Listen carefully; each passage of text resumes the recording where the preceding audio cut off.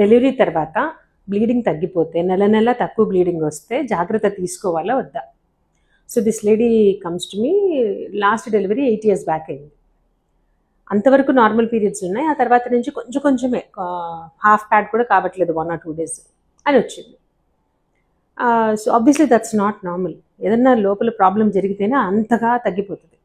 So scan చేసి చూసాను. Let me show you what we found on the scan. Uterus పొర చాలా సన్నగా ఉంది, 2 millimeters కన్నా ఎక్కువ లేదు. 3D చేసి చూసాం ఎలా ఉందని. Very very very very regular fundus and very narrow cavity. అంటే ఏమన్నట్టు, లోపల పొర పెరగట్లేదు, ఉన్న పొర అంతా అతుక్కున్నట్టు. ఎందుకు అవుతుంది ఇలా? ఇన్ఫెక్షన్తో అవుతుంది. Tuberculosis one of the common infections in India. Other bacterial ఇన్ఫెక్షన్తో కూడా అవుతుంది. ఇది ఎంత తొందరగా ట్రీట్ చేస్తే అంత తొందరగా క్లియర్ అయిపోయి, ఇప్పుడు ఇంకో చైల్డ్ కావాలని వస్తుంది.